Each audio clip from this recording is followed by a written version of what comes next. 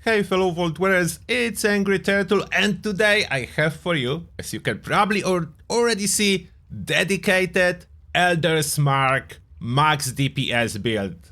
Like a speedrunner build, when you want to squeeze out the maximum out of the weapon, and it is Elder's Mark, because it slightly outperforms a Fixer.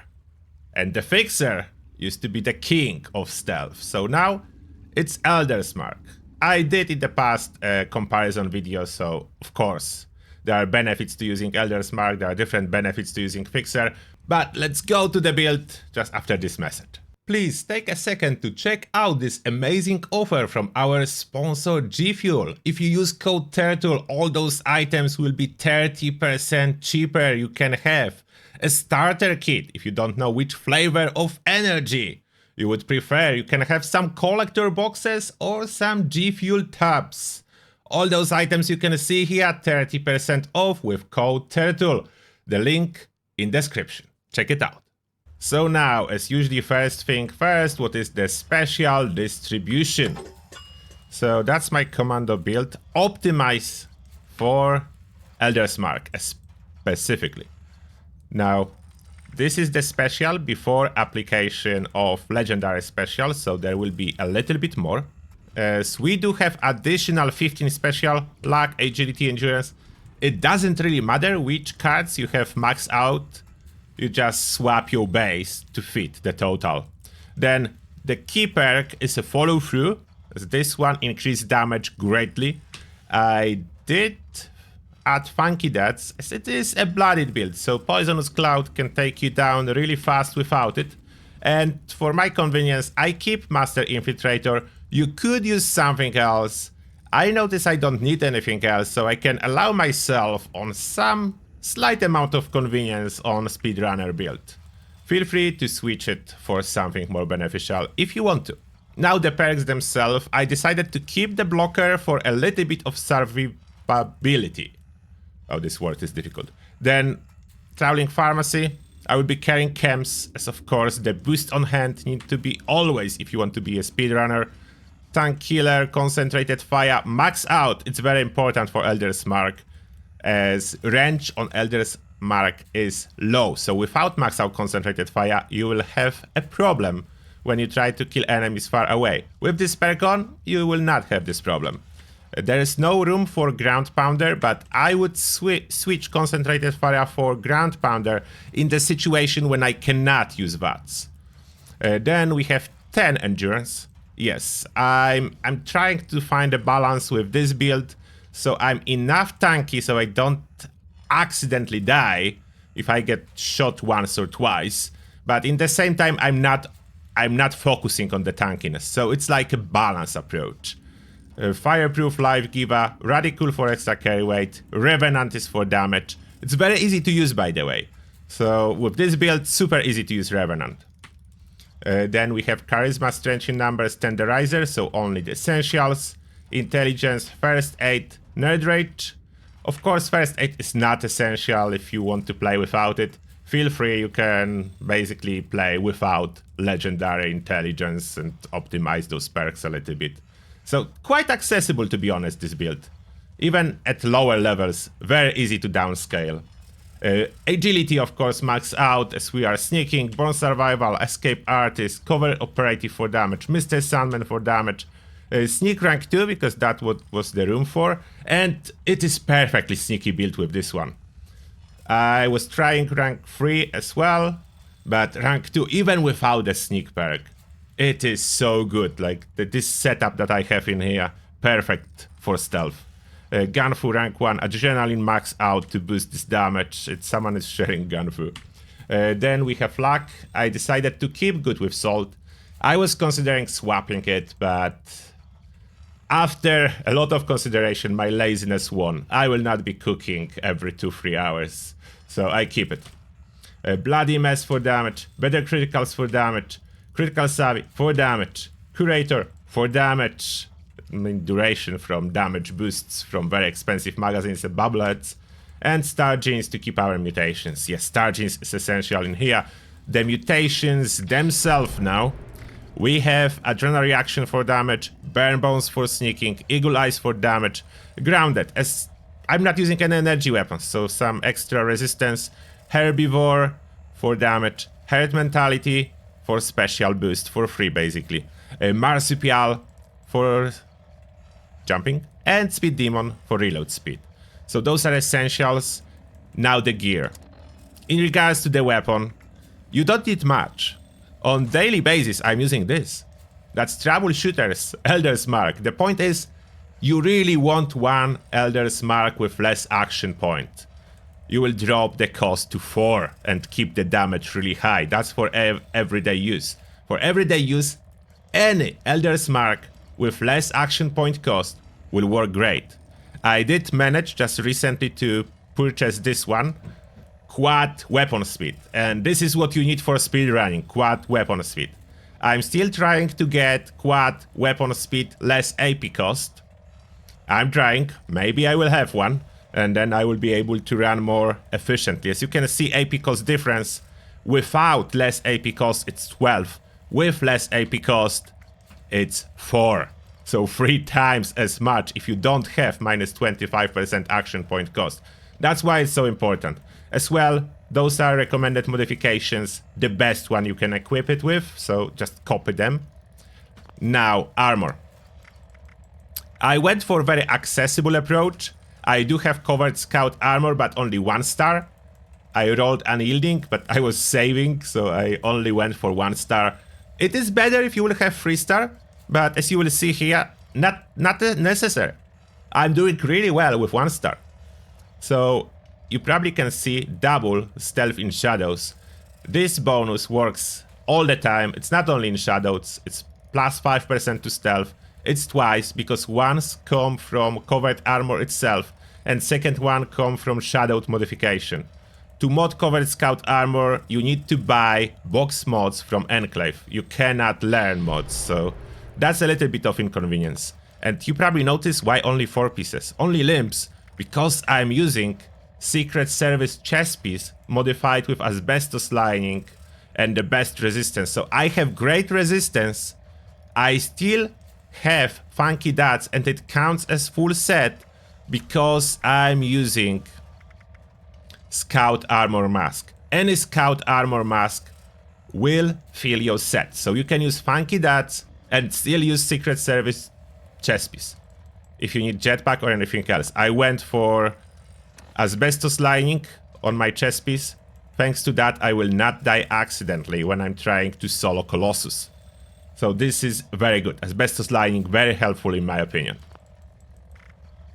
Next, that's what I'm wearing to still look like a turtle. Ghillie suit hood. This one can be put over the mask. I have Grocer's backpack with turtle shell skin, so I can carry more food. Rubber monster outfit, that's from a scoreboard. Shielded Secret Service armor, under armor. It's the best stats and resistance. I could go with Raider's under armor to boost my agility and stuff like that, but I don't need it. I'm stealthy already enough. Now, essential food that I will run all the time is Blight soup for crit damage. It only shows 50% here, but with mutation you are getting 125.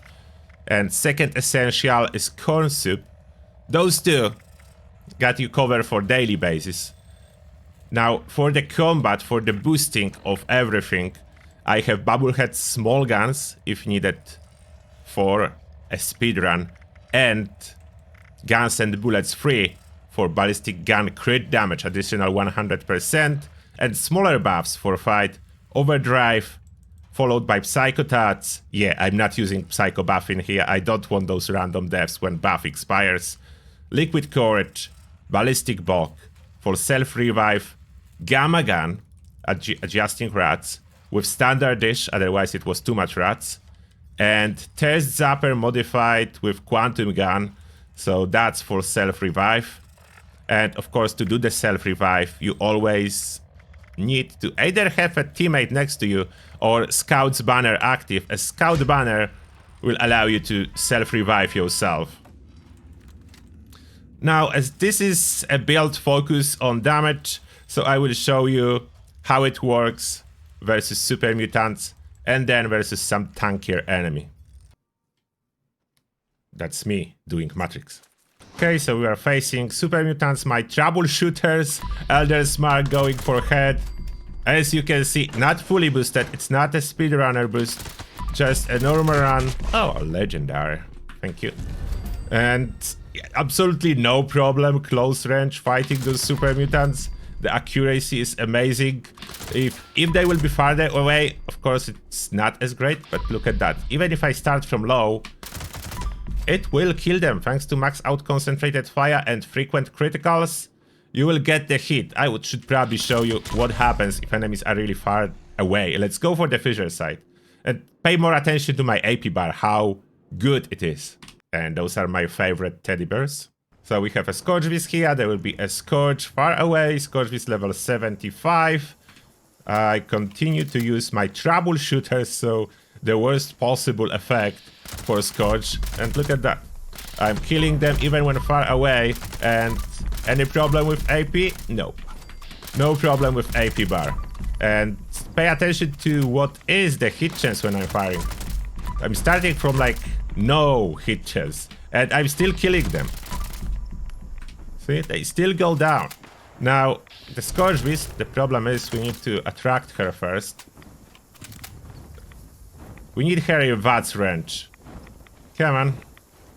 Come closer, thank you very much. Come closer. And defying physics and refusing to take damage, but eventually she died. With Scorchbeast, it is a thing. Oh, it's a dead Scorch, still standing. It is a thing that they tend to neglect all the damage in the moment of landing and sometimes during animations. So you are able to see it here. She was like not taking any damage, but when she did, I killed her easily, even though she was flying. And when she's flying, she's clearly outside of Elder's Mark range, and it's only 90. It's the range of a shotgun, plus minus, a little bit more than regular shotguns. So yeah, Elder's Mark, not high range, but with this build, it still packs a punch. Now let's try something tanky and with boost. And this will be Super Mutant Behemoth. I know he's not a real boss. It's not the same as fighting Colossus, Scorpius Queen, or so on. But it doesn't matter here, as I only want to show you the order of boosts. And I will kill a real boss after next update, because next update supposed to bring us changes to legendary enemies, so it will be more consistent. There will be no health regeneration at halfway, so you can go and rake them once and good and consistently, which I like. Now, there will be, yeah, there it is. There it is, our friend, and what I would do for a full damage boost. So I will be using all the buffs. I have coffee too, but this will be not needed here. Overdrive, followed by Psycho Tats. Liquid Courage not needed, of course, in this case. Ballistic Bog for extra damage. I will skip Bubblehead and Magazine, that's a little bit too expensive. But I will do a self-revive.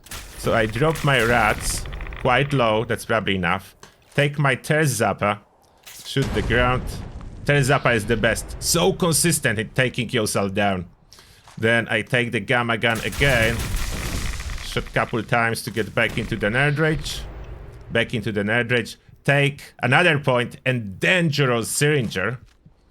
This was fixed, so I can reduce resistance of my target for 2 minutes, so that's a lot. And that will as well wake him up, which is nice. My regular troubleshooter's Elder's Mark, so I'm not even going for quad. Aiming for the head, I will go in range. Now I'm in range. You see how close you need to be? And that's the damage output. It would be even higher if I would put Bubblehead and Magazine. But that's already what you can expect. How much does it show on the weapon card? It's 118. So it's not impressive on the weapon card. It is impressive when you fire on enemies thanks to all those bonuses. Stealth and criticals. And unfortunately, I think it's day. Yes, it's still day, so I don't get additional 100 stealth bonus. But That's the build. That's how hard it can kick. And ability to stealth, maybe last thing I will show you how good it is in regards to stealth. Let's roam around ghouls. Of course, it is possible that you will get detected, but it's just not easy to achieve outside of events that have force detection, what you cannot avoid. But normally, in case of ghouls, I can basically sniff their bum and they cannot detect me. If I will sniff for too long, they will probably detect. But look at that. Now only I'm in caution. Oh, that's a legendary. Oh, you see? I was close. I can get detected. So now you can see the tankiness. The ghouls are punching me. I can tank a little bit. So it's not too bad. And then I can just start firing, holding the trigger, pressing VATS, and back into caution. I want this legend. Oh, that's 1 star. We'll take some ammo. So that's the ability to sneak around. Yes, you can get detected if you are basically sitting inside enemy and sniffing it, but not easy if you normally roam around. If I would be shooting at them, I will kill them way faster than they can ever detect me. Look, I can jump over his head. He still has no idea I'm here. That's the power of covered scout armor. That's why I'm telling you it is the best for stealth, as you can have it legendary and you can have all the stealth bonuses. Look, oh, that's another one. Yeah, if I'm shooting from so close, they tend to detect me. But that's okay. I can just run away, hide again. And I'm in caution. So avoiding them, easy. Killing them, super easy. If I fire, they will not detect me. Only sniffing them up close and firing. That what makes them see you. That's what makes them see you. If you keep at least 2 feet distance when firing, it's fine. So this is the build. Now I'm waiting. What do you think about it? Do you want to try it? Are you interested in speedrunning at all? Or maybe not? You can keep fire too, it works, if you don't want VATS. Would you recommend some modifications? I'm always open for suggestions. And that being said, thank you a lot for watching and see you all in the next one.